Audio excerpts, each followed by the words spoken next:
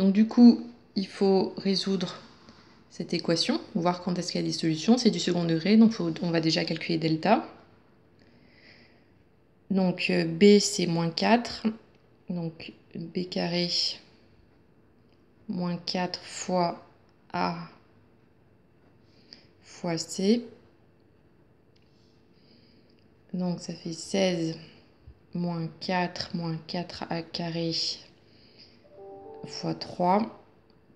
Donc ça fait...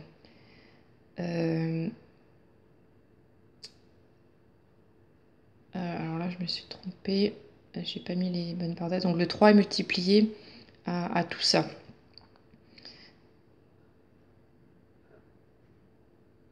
Voilà, le 16, il est tout seul. Et après, là, j'ai développé celle-là. Et le résultat, il faut encore le développer par 3, le multiplier par 3.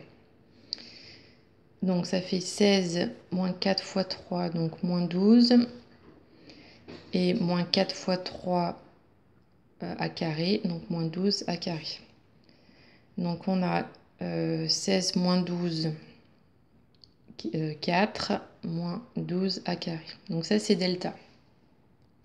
Maintenant, il nous faut le signe de delta, puisque on sait que ça a une solution, qu'on veut le nombre de solutions. Donc on sait que ça n'a pas de solution si delta est négatif, a une seule solution si delta égale 0, et a deux solutions si delta est supérieur strictement à 0. Donc, il nous faut le signe de delta en fonction de A, pas en fonction de X.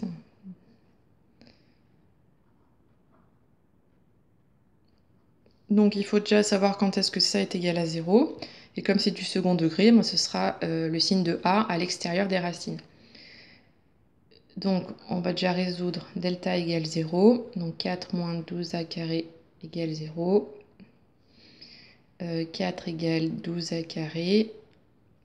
Là je divise par 12, donc 4 sur 12, ça fait 1 tiers égale a carré.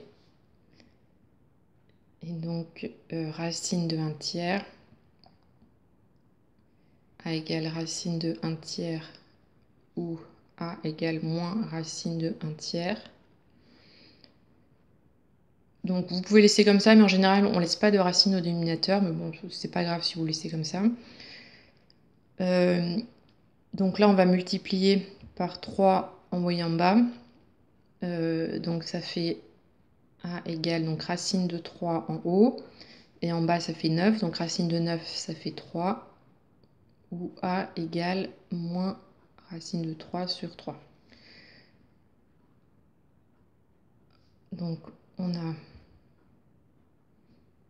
les deux valeurs qui annulent delta, et après comme c'est du second degré ici, le A, le coefficient du A carré, donc c'est négatif, donc c'est négatif à l'extérieur des racines et positif à l'intérieur.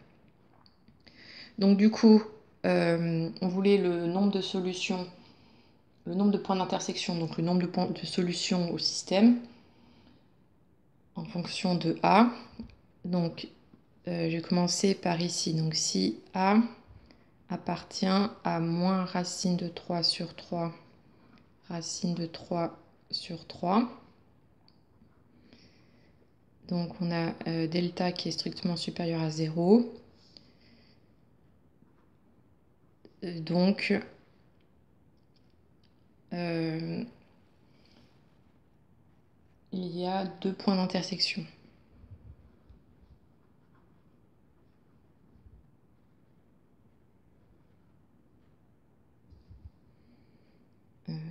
Donc AC et D.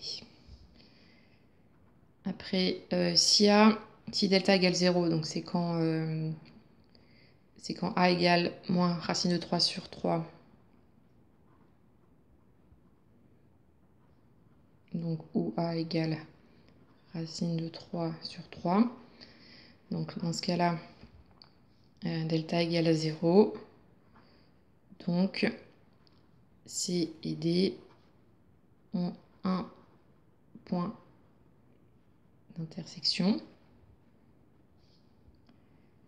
Et si A appartient, donc là, ici, donc de moins l'infini à moins racine de 3 sur 3 union racine de 3 sur 3 plus l'infini. Donc dans ce cas-là, delta est strictement négatif. Donc C et D n'ont pas de point d'intersection.